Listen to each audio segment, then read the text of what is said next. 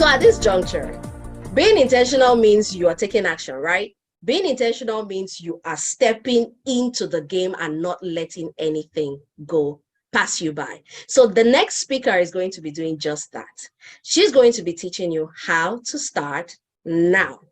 Not tomorrow, not next year, but how to start now. She is a success mentor, author, entrepreneur, and she believes that everyone has it in them to be successful if they are willing to work hard, smart, and hold themselves to high standards.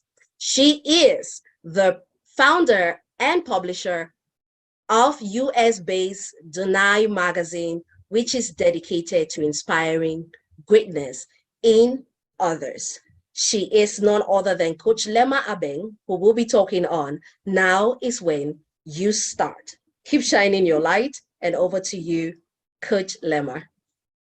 Wow, that was totally amazing. Thank you so much for that, Coach Blessing. Thank you for talking to us about being intentional, the power of intentionality. I've been very touched by that. Thank you, Dr. Gaffeson, for talking to us on purpose and destiny. I would like to thank the rest of our speakers and also to welcome everybody that's with us today. I've seen you join us from all over the world. I've seen Sweden, I've seen United Arab Emirates, I've seen Cameroon and all those different places. So thank you. My name is Lema Abeng.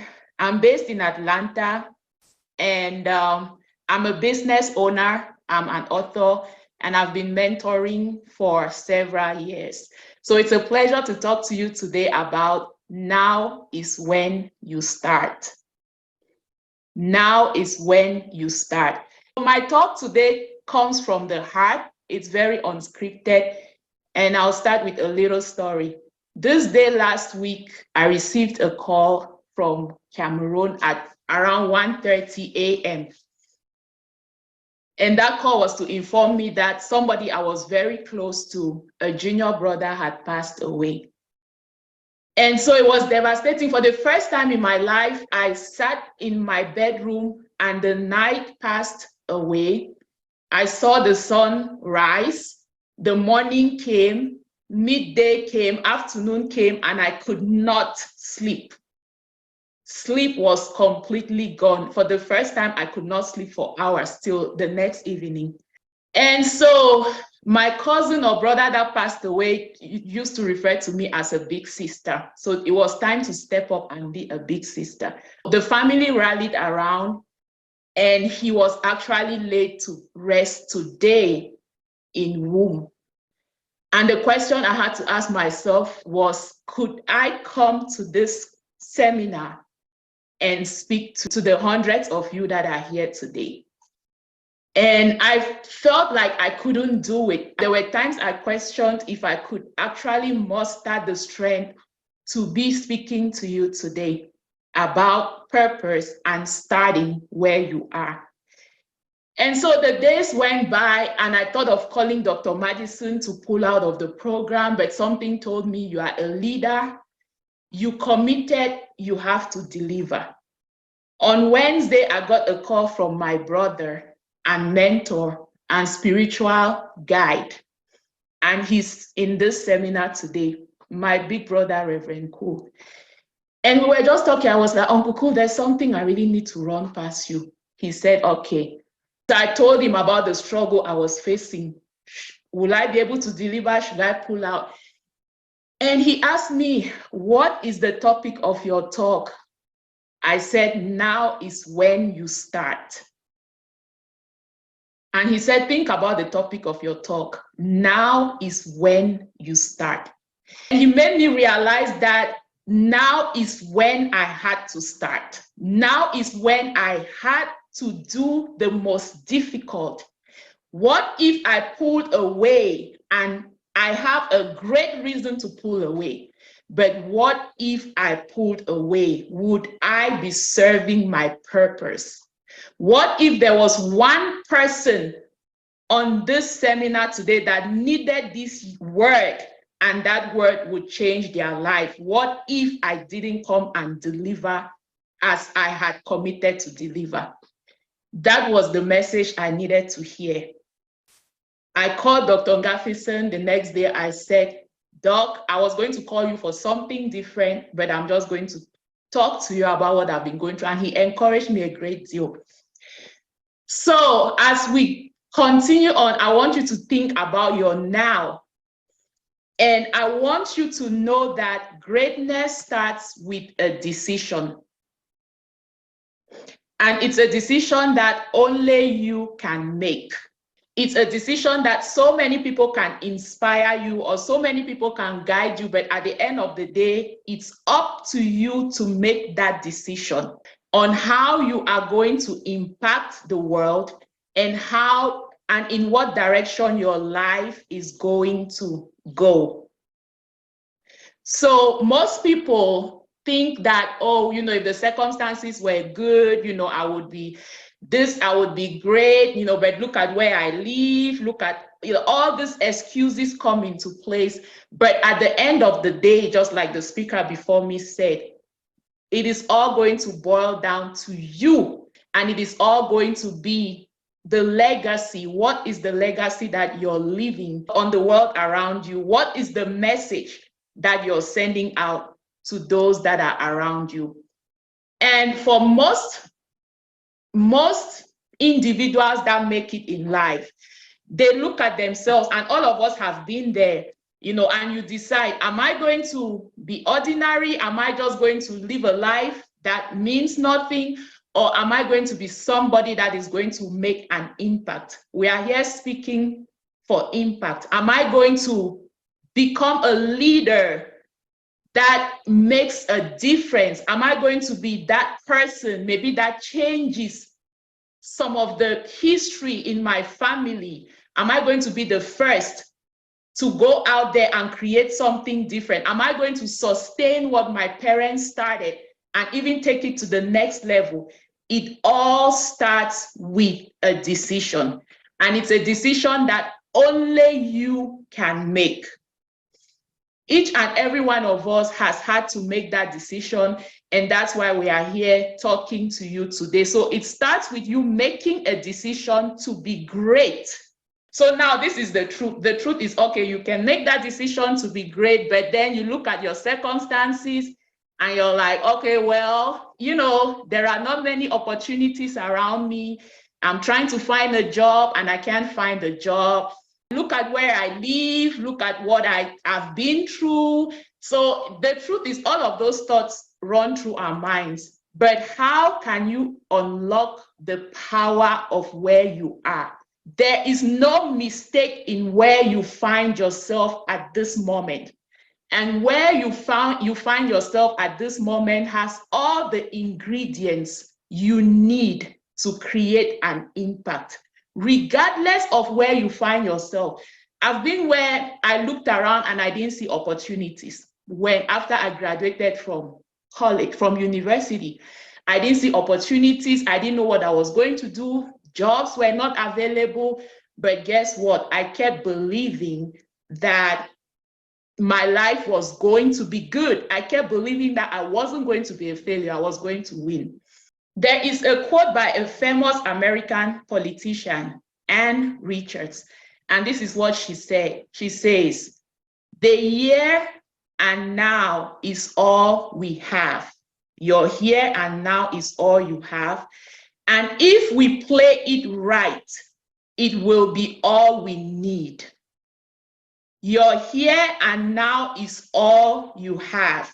And if you play it right, it will be all you need," right? So, but how do you play it right? How do you play it right? How can it be that in spite of all these challenges that you're facing, I'm trying to tell you that you are at the right place and this is the right time? So let's talk about ways to unlock the power in these moments. These are the practical tools I'm about to impact on you today, and take it from somebody that started literally from nothing to where I am now. Number one, serve. I didn't say you have to have a job to make an impact. I'm using the word serve. And wherever you find yourself, there is an opportunity to serve. Whether it means going to an older person or an elder family and asking them, what can I do to make life easier for you? Can I help you cook something today? Can I help you prepare a meal? Can I help you clean your home? And another way to serve, if let's say you're an usher in church, okay, and you know that you're supposed to be there at 6:30 to open the doors. What if you get there at 6:15 and make sure that the church has been cleaned and make sure that you're there before the first person? Serve. Service is very powerful because when you serve, you're not serving because you're looking for something in return. You're serving because that's a calling in your heart. You're serving because you're making an impact. And this is how it works. If let's say you grew up where we grew up, I used to spend a lot of summer holidays with my grandparents in the village. And when we went to the village, I noticed how the chickens were being taken care of. And if you find yourself in that situation, let's say you're throwing corn to chickens, right? So as you throw out the corn, the chickens get so excited, each of them coming for the corn that you're throwing out, and that's how the chicken are raised and stuff like that. But this is the thing. When you serve, it's like throwing out corn out there to the field, to the chickens. But guess what comes when you throw out those corn? Opportunity. Opportunity will find you. Most people think that you have to go and look for opportunity. But I'm telling you, when you start to serve, doors open up and opportunity finds you. So I challenge you to serve. Number 2, give your best in every assignment. Make it a habit to be excellent. I remember when I was at home in Bamenda, didn't know what to do. Wherever any opportunity showed up, I will be there. I will be the first to show up. I'll be the first to give my best. And that's how life upgraded me. I'm raising kids that are athletes. I tell them it starts from even practice. You have to show up on time. And when you go to practice, you work hard at practice. And that's why you'll be able to work hard at the game. So make excellence a habit in everything you do. Number 3, this is very important. Create the right relationships. Honor your relationships. Some of us on this seminar today are Christians, and we pray every day, oh God, bless us, we fast, we do everything. What I've learned is that blessings come to us through people. Something will not drop from heaven and just change your world. It is the people that come across your path. Are you able to honor those relationships? Are you able to be open? Are you able to know that everything is happening at the right time for you? So relationships are very, very important in life. Now, these are the tools. These are the tools that literally raise us from somebody that did not have the answers. Because when you look at somebody who's successful, sometimes it's possible to feel that they had all the answers and then they became successful. But if you're starting with where you are and not much else, these 3 keys will help you upgrade your life when you serve, when you give your best, and when you create and honor relationships. And note that what we just talked about has nothing to do with money, wealth, or anything else. It's all with who you are and how you're able to attract what you're praying for. And when what you're praying for comes, are you going to be able to recognize it? So the success deterrence that we need to avoid is just literally always questioning ourselves, questioning where we are. Why was I born with this skin color? Why was I born in Cameroon? I wish I was born in the United States. I wish I was a man, or I wish I was a woman. So you're wishing and wishing and wishing. And guess what? Your now passes by. Your now is sitting there, you're not using it, you're wishing your life away. So please avoid just wishing that you were somebody else. Avoid thinking that you're, where you're not supposed to be. Okay? And then you have to commit. We're all here today because of commitment. You have committed to be here today. Thank you for joining us. Commit to your dreams. Commit to being the best version of yourself.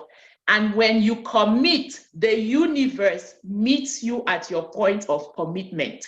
It's just most of us fail to commit. And because we fail to commit, then nothing actually meets us. But once you commit, then life will meet you at your point of commitment.